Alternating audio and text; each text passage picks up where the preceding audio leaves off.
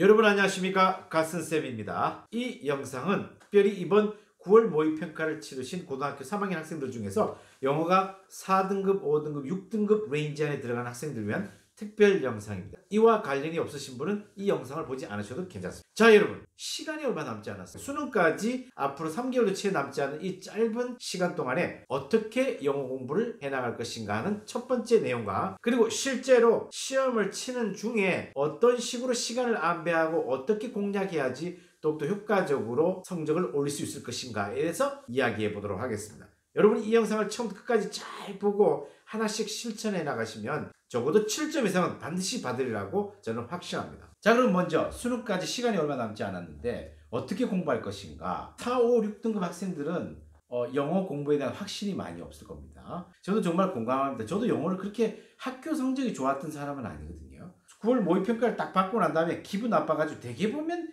4, 5, 6등급 학생들은 이걸 찢어버리거나 구겨서 던져버립니다. 그리고 내가 공부한 것에 비해서 뭔가 점수가 화끈하게 나오지 않았기 때문에 기분이 나쁠 수도 있어요. 그렇게 하면 안 됩니다. 이번 9월 모의평가를 친 사람들은 치자마자 바로 9월 모의평가를 현미경 분석하라. 6월 평가에서 이루어졌던 새로운 포맷이 9월 평가에 그대로 나왔다면 이번 수능에 그대로 반영된다는 뜻입니다. 9월 모의평가의 어휘, 수거, 그리고 내용이라든지 논리 전개, 내가 오답을 찍었는데 어떤 내용을 잘 이해하지 못해가지고 오답을 찍었는지 이런 것을 철저하게 현미경 분석하셔야 됩니다.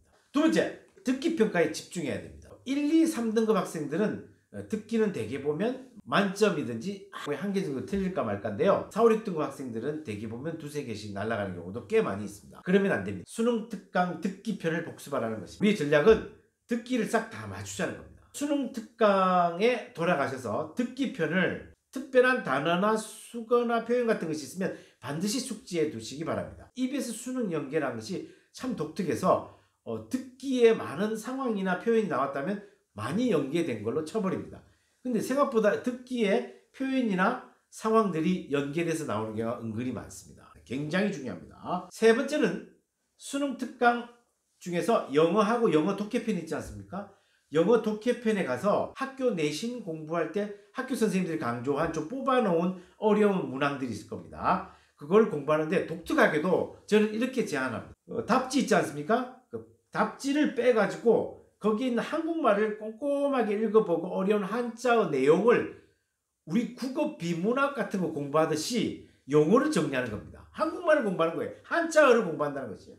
그리고 난 다음에 거꾸로 영어를 보면서 거기에서 새롭게 나온 표현들을 공부해서 단어나 수거 같은 걸 자기 거로 만드는 겁니다. 그리고 난 다음에 한 줄로 간단하게 한국말로 요약을 하는 겁니다. 아주 짧게 머릿속에 연상될 수 있도록 자기 거로 만드는 것입니다. 그러고 난 다음에 이제 EBS 봉투 모의고사 있죠? 이런 거 하나 사가지고 풀고 난 다음에 현미경 분석을 합니다. 어휘, 수거 꼼꼼하게 철저하게 공부하고 내용을 완전히 숙지하는 것이죠. 그리고 난 다음에 여러분 이 공부를 해나가면서 여러분이 절대 빠뜨려서는 안 되는 중요한 것이 하나 있는데 바로 어휘입니다. 어휘를 어떻게 공략할 것인가. 이제 시간이 많이 없기 때문에 다른 어휘보다도 EBS 어휘집 있지 않습니까? 예? 거기에 딸린 조그마한 플래시 카드가 있어요.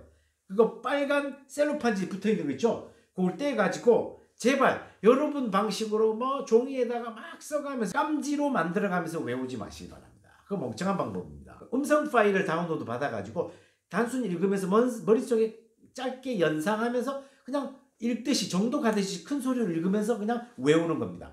꼼꼼하게 너무 힘을 주면서 외우지 마시고 힘을 좀 빼고 편안하게 읽어주세요.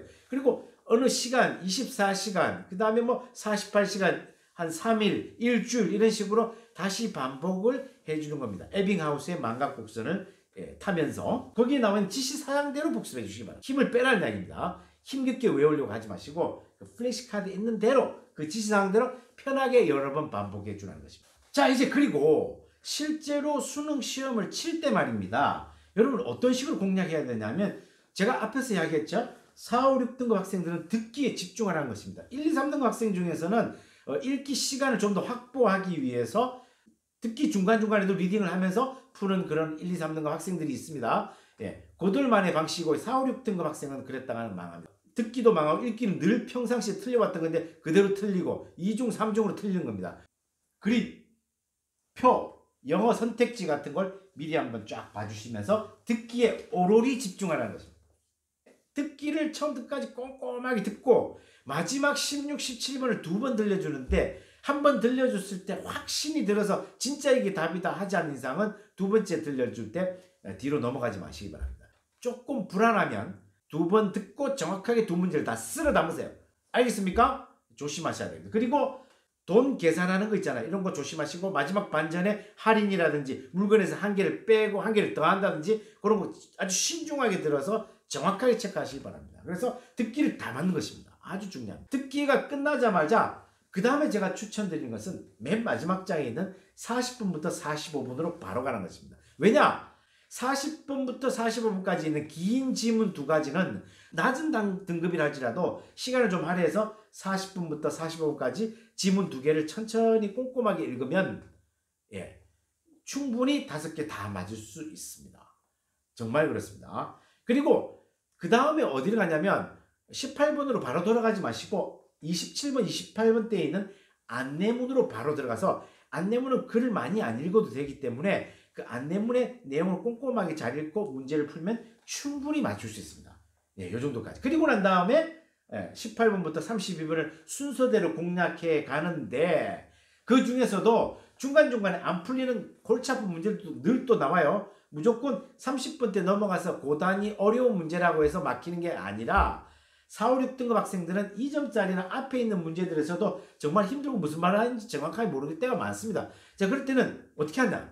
막혔을 때 괴로워하지 말고 어쩌노 이렇게 하고 걱정하지 말고 그 읽은 데까지만 대충 뭐에 대해서 이야기하는구나 한국말로 한 단어 정도 적고 그냥 연필로 가볍게 어디까지 읽었다라 하고 그냥 다시 미련 없이 넘어가는 그 다음 문제로 한 두세 문제도 그런 식으로 계속 가도 괜찮아요. 그러면 시간을 낭비할 수 있을 것 같이 보이지만 그렇지 않습니다. 나중에 갔다가 이걸 다 하고 남은 문제 중에서 돌아와서 그 부분을 다시 공략했을 때 처음 읽었을 때보다 조금씩 달라지는 느낌을 가질 수 있을 겁니다. 그 다음에 문제가 뭐냐면 33번과 34번 빈칸 추론 그리고 36, 37번 순서 맞추기 그리고 38, 39부터 문장 삽입 같은 거 있잖아요. 굉장히 어려운 문제들이거든요. 이 세 개 중에서 여러분이 듣기나 했다 하면 무조건 틀리는 정말 내하고는 궁합이 안 맞다 하는 부분들을 아예 건너뛰고 세 개 중에서 그나마 내가 좀 찍었을 때 잘 맞춘다. 약간 감이 다른 것보다 있다고 하는 것을 하나 골라가지고 그거 먼저 심혈을 기울여서 풀기 바랍니다. 그리고 난 다음에 다른 걸로 갔을 때 그냥 찍는 거예요. 가볍게. 남은 시간 안에서. 그래서 마음을 푹 내려놓고 힘을 빼고 난 다음에 가볍게. 솔직히 말해서 어려운 문제들 계속 틀렸잖아요. 아무래도 안 틀려. 그러면 이제 요행을 바랄 수밖에 없는데 일단 그 중에서도 자기가 잘하던 거 먼저 하고 나머지 좀 어렵고 힘든 것으로 마지막으로 다 모으는 거예요. 어차피 쭉 많이 틀려왔었기 때문에. 그걸 놓고 그것도 이제 마지막 그냥 다 찍고 끝내버리라는 게 아니라 남은 시간 동안 최선을 다해서 아주 빠른 속도로 자기가 알아먹을 수 있는 단어 몇 가지 보고 아주 한정된 정보 안에서 최선을 다해서 신이 내리기를 생각하면서 탁 찍는 겁니다.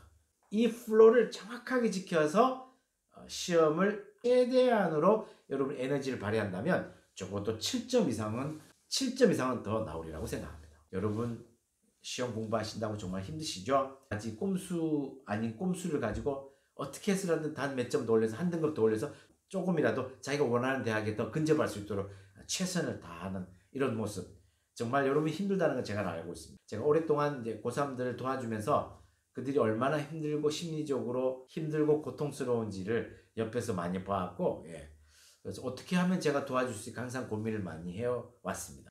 건강이 제일입니다. 충분히 잘 자야 됩니다. 그래서 공부만 양이 많다고 좋은 게 아니라 질적인 수면 그리고 집중력을 기르고 그리고 당일날 몸 상태도 굉장히 중요하다는 사실을 여러분에게 말씀드립니다. 여러분 건승하시기 바랍니다. 화이팅! 바이바이. 오 마이 갓. Rock on!